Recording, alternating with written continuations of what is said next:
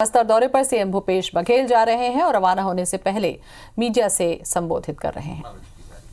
कितना सच है इसमें? देखिए, इसमें अभी कोई सच्चाई नहीं है। लगातार समीक्षा हम लोग करते रहे हैं, कार्यों में सुधार हम लोग करते रहे हैं। सामूहिक जिम्मेदारी हम सबकी है, इसलिए मंत्रिमंडल में भी कोई फेरबदल की कोई संभावना तो नहीं है। लेकिन यदि हाईकमान का कोई निर्देश होगा तो हम लोग पालन करेंगे। लगातार आप सीएम बनने के बाद ध्वजारोहण करने के लिए बस्तर ही जाते हैं। पिछली सरकार में ऐसे देखने को नहीं मिला था, तो क्या इसके माध्यम से कोई संदेश भी देना चाहते हैं आप कि बस्तर में मुख्यमंत्री जब ध्वजारोहण कर रहे हैं? अगले बार आपके जो सुझाव उस विचार करके सरगुजा या बिलासपुर इस दूसरे क्षेत्र में करेंगे। दीपक बैच का एक बड़ा बयान बस्तर के लिए विशेष रूप से बस्तर तो वैसे भी विश्व प्रसिद्ध है। बस्तर के घोटुल, बस्तर के दशहरा, बस्तर के दंतेश्वरी माई और बस्तर के मुर्गा लड़ाई। बस्तर का जो हिस्सा है वो संविधान को रोड सेफ्टी को लेकर बड़ा बयान आया है। आरएसएस को नक्सलियों से ज्यादा खतरनाक बताया दीपक बैच। अब मुझे ये पता नहीं कि वो किस संदर्भ में बात कही है, लेकिन इनके जो समर्थक हैं वो पैर छू के गोली मार लेते हैं। महात्मा गांधी की हत्या कैसे किए थे? पहले पैर छुए, उसके बाद उसके सीने में गोली उतारी। तो यदि उसी संदर्भ में कह रहे हैं तो निश्चित रूप से खतरनाक है। झूठ किस प्रकार से फैलाते हैं? एक दिन में पूरे हिंदुस्तान में गणेश भगवान को दूध पिला दिया। तो ये लोग झूठ फैलाने में माहिर हैं। और आप देखेंगे पूरे देश में कितने बार दंगा हुए और अफवाह के कारण से स्थिति निर्मित हुई, लेकिन एक भी भाजपा या आरएसएस के लोग इसमें प्रभावित नहीं हुए थे। भाजपा पहले तो एक मुखर हुई और अब आरएसएस में नेतृत्व परिवर्तन हुआ है। बिसरा राम जी हटाए गए, जिसने आपकी गोधन न्याय योजना की काफी तारीफ की थी। ये नेतृत्व परिवर्तन को किस तरह से देखा जाए? ये कभी ये नागपुर के बंधुआ मजदूर हैं यहाँ का आरएसएस के लोग, और उससे उबर नहीं पाए हैं। बिसरा राम यादव स्थानीय व्यक्ति थे, छत्तीसगढ़ के माटी पुत्र थे। अब उसको भी हटा दिया गया। मतलब पूरी तरह से अब यहाँ कोई आरएसएस का आदमी स्थानीय तौर पे कोई बड़ा नहीं हो सकता। और पूरी तरह से यहाँ के आरएसएस के लोग बंधुआ मजदूर हो गए। जैसे नक्सली, वो आंध्र प्रदेश और तेलंगाना में उसके कमांडर लोग रहते हैं, बड़े नेता।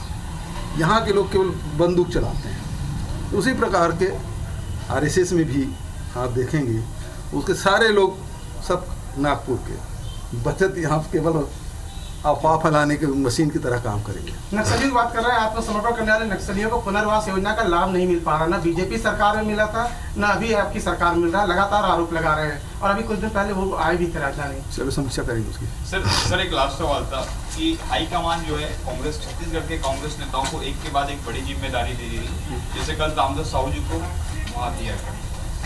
हालांकि आप लोगों का अनुभव आया है कि जो आप लोग विपक्ष में रहे तो कहीं ना कहीं सत्ता का जो अनुभव रहता है, उसका विपक्ष का अनुभव रहा है, वो वहाँ पर साझा करते हैं। लेकिन इसमें बीजेपी का कहना है कि आप लोग कांग्रेस की एटीएम है, इसलिए वहाँ पर आपको जिम्मेदारी दी जा रही है। भारतीय जनता पार्टी 15 साल सत्ता में रही है और 15 साल तक के यहाँ के कार्यकर्ताओं को दूसरे राज्यों के चुनाव में भेजे जाते थे। वो अपना अनुभव बता रहे हैं। जहाँ तक राष्ट्रीय राजनीति की बात है कांग्रेस के, तो यहाँ हमेशा छत्तीसगढ़ का प्रतिनिधित्व रहा है। चाहे आप अरविंद नेताम को कहिए, चाहे उसके पहले विद्याचरण जी के देखिए, चंदूलाल चंद्राकर, फिर मोतीलाल वोरा जी, चरणदास महंत जी लंबे समय तक रहे। तो छत्तीसगढ़ को हमेशा प्रतिनिधित्व मिलता रहा है, जिम्मेदारी देते रहे हैं। तो एटीएम को मैं कल ही बोला था, ये अपने अनुभव बताते हैं। उस समय जब ये लोग दौरे में जाते थे पूरे राज्य भर में वसूली होती थी। याद करिए, सारे अधिकारी परेशान रहते थे, तो सबको टारगेट दिया जाता था, इतना राशि जमा करो। हर डिवीजन से पैसा वसूला जाता था और भेजा जाता था। तो अपना अनुभव बता रहे हैं। वो जितने बात बोलते हैं तो थोड़ा फ्लैशबैक में चले जाइए, वो उसी बात को वो नाम भर बदल देते हैं और काम वो लोग करते रहे। हम लोग तो कार्य करते हैं, शुरू से जाते रहे और अभी भी जाएंगे। तो मंत्रिमंडल में फेरबदल पर बोले सीएम भूपेश बघेल, इसमें कोई सच्चाई नहीं है, काम में सुधार हम करते रहे हैं, सभी की सामूहिक जिम्मेदारी है, हाईकमान का निर्देश होगा तो पालन करेंगे। मंत्रिमंडल में फेरबदल की कोई संभावना नहीं है। तो बस्तर दौरे पर रवाना होने से पहले प्रेस से मुखातिब थे सीएम भूपेश बघेल और तमाम सवालों का जवाब उन्होंने दिया।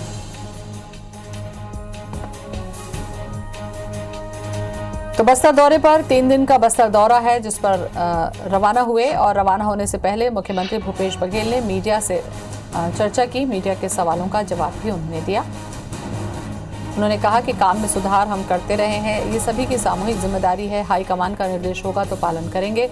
मंत्रिमंडल में फेरबदल की कोई संभावना नहीं है।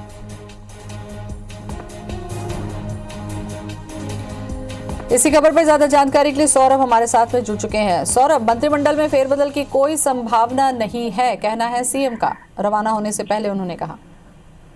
बिल्कुल, देखिए काफी दिनों से ये चर्चा चल रही थी कि राज्य सरकार, कांग्रेस की सरकार 2 साल पूरे कर ली है, तो ऐसे में मंत्रिमंडल में कोई फेरबदल हो सकता है।